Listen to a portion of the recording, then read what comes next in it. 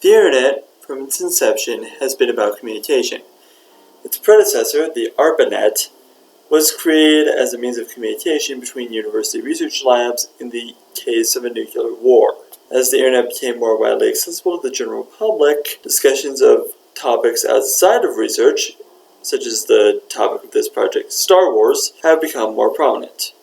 Now, as Star Wars is a very vast topic, I will be discussing the evolution of online discussion of the films in terms of actual discussion, as well as in terms of the memes and humor surrounding the films. I will also be focusing on the prequel and sequel trilogies in this exercise, as the discourse surrounding those is far more varied than that of the original trilogy, which appears to have been well liked by the fandom since day one, and does not appear to be as frequently discussed online. Also, to be clear, this video will not be discussing the quality of the trilogies or the films within them. This is discussing how the discourse about them has developed and evolved online.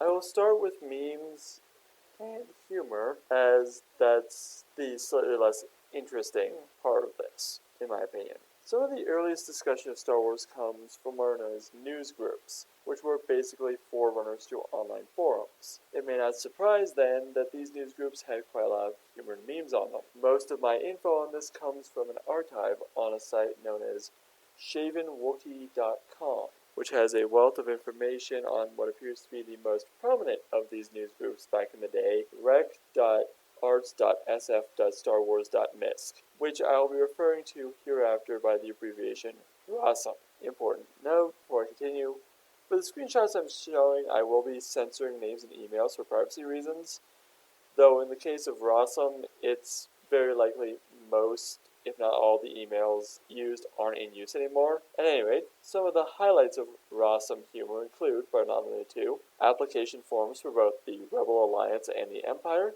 a parody of the Beatles' song Help about the Gonk Droid, and a fake promo for a Star Wars James Bond crossover written by Star Wars writer Rich Hadley. Most of this type of content has itself evolved into video form as video sharing and editing became more accessible. As discussion moved to forums and content aggregators, memes became a more consistent way of poking fun at some of the sillier moments.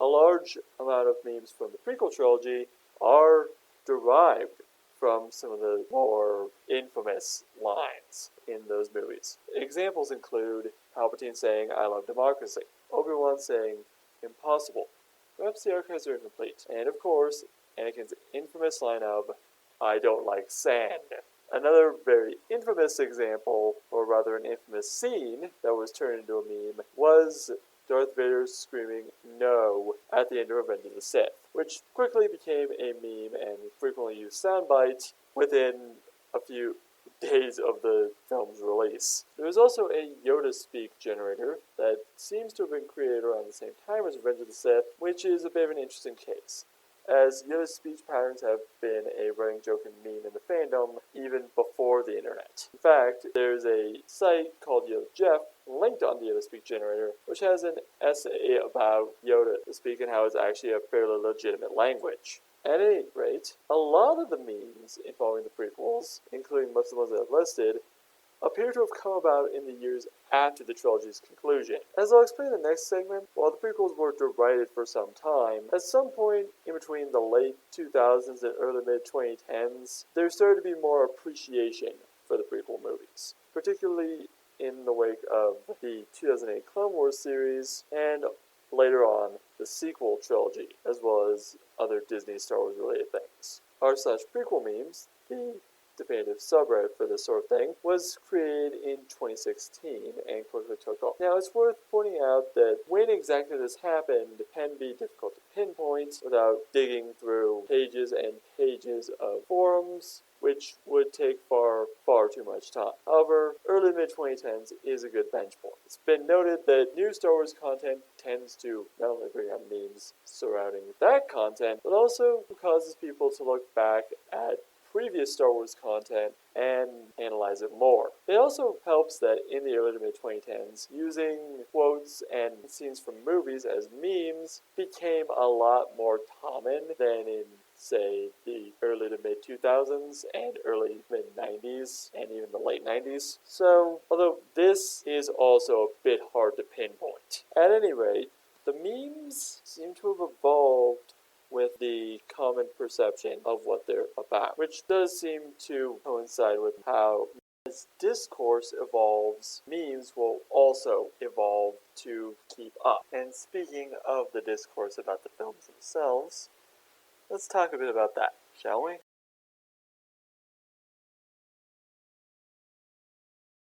While saying that you like the sequel trilogy is tantamount to blasphemy in most Star Wars circles, and while for the longest time saying the same of the prequel trilogy was met with similar hostility, it's worth pointing out that this was not always the case for either. Both were highly anticipated, and yes, both had their detractors even at the time of release. If you look at IMDb user reviews from around the time of the film's release, there are plenty of people critical of Force Awakens, as well as plenty of people critical of Phantom Menace and Attack of the Clones. And even Revenge of the Sith, which has always been fairly consistently viewed as, at the very least, the least awful of the prequel trilogy, if not an outright good movie. It's difficult to pinpoint when the hostility towards the prequels began. It's made even muddier by the fact that, well, even looking at contemporary reviews of Attack of the Clones, it was stated as a good movie for those who were disappointed by Phantom Menace. And even still, this is muddied by the fact that even looking at reactions to The Force Awakens, there were plenty of people at the time of release who were comparing it to bad fan fiction, if not straight up calling it that. And a fairly common criticism of The Force Awakens is that the plot was very similar to that of A New Hope. Again, the overall quality of the films is not the focus of this exercise. Mainly, it is the discourse. However, the middling response that some of the material got does muddy the waters quite a bit. I've also heard people say that the 2008 Clone Wars series saved the prequels, at least to an extent. Now, there is an argument to be made that there are significant flaws within the prequel trilogy. Again, that is not the focus, but it's worth noting that over time, a lot of the fandom has softened their stance on the prequels. I think that part of this has to do with fans of the prequels, the kids who grew up with them growing up, as well as other prequel-era material that is oftentimes viewed as of higher quality than the films themselves, and kind of fleshing out the prequel era of the Star Wars universe. If you look at the others, however, there has been well-received sequel-era material. And even still, Disney has made tie-in shows to the sequel era that have been generally more well-received than the films themselves, and yet the sequel trilogy is still hated. Bear in mind, the 2008 Clone Wars series, which is, again, viewed by some as saving the prequels, came out 3 years after Revenge of the Sith. And even then, it was a few years into the Clone Wars run where most people agree it seemed to have turned around on the prequel era. That's not to say that the Clone Wars didn't help in this regard. And it's worth noting that the Clone Wars series does have its detractors, as it does kind of retcon quite a few things from other earlier prequel era shows. For example, Anakin having an apprentice, which is something that was never even hinted at in any other prequel material prior. Regardless of the reason, one wonders if more sequel-era material is produced, which it likely will be, and since sequel-era material is quality, would that have a similar effect? It's entirely possible. After all, Dave Filoni is heavily involved in some of the sequel-era material that has been well regarded. I mean, directed a few episodes of The Mandalorian, and being well involved in the upcoming Ahsoka show. Now, I'm not saying that this absolutely will happen, but it would not surprise me if the prequel era's fate does actually befall the sequel trilogy as well. Whether that takes a whole nother trilogy of films remains to be seen. But then again, it's debatable how much the sequel trilogy really impacted discourse on the prequels. Yes, it revived interest in the franchise for more casual fans, especially since the Clone Wars series was cancelled shortly after Disney's purchase of Lucasfilm, and we didn't get its Season 7 until after the sequel trilogy had already concluded. But at the same time, it is very interesting. After all, there are other things to look at. It's kind of weird and interesting seeing how the prequels were reevaluated, because there was a lot of bile towards them for years. Now, again, I do not profess to have all the answers. However, it would not surprise me if 10, 20 years down the line, we see more critical reevaluation. That said, the sequel trilogy definitely has its work cut out for it in that regard.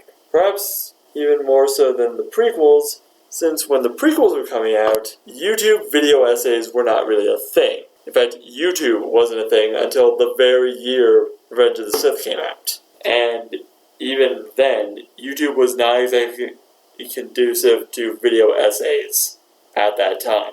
The upload limit was only 10 minutes, whereas now it's several hours. Red Letter Media and their videos on the Star Wars prequels didn't come out until 2012. So it is, at the end of the day, an interesting dynamic that the sequel trilogy will have with future fans. There are probably hundreds of hours of video essays explaining the various issues people have with the sequel trilogy. And there are plenty of that type for the prequels too, but significantly less, particularly from after Clone Wars aired. That isn't to say that the sequels cannot overcome this bad publicity, but it will not be as easy to undo as it was for the prequels. And to be clear, it wasn't easy for the prequels either. There was a good decade or so of bile towards them. All in all, this was an interesting topic to look at. Thank you for watching.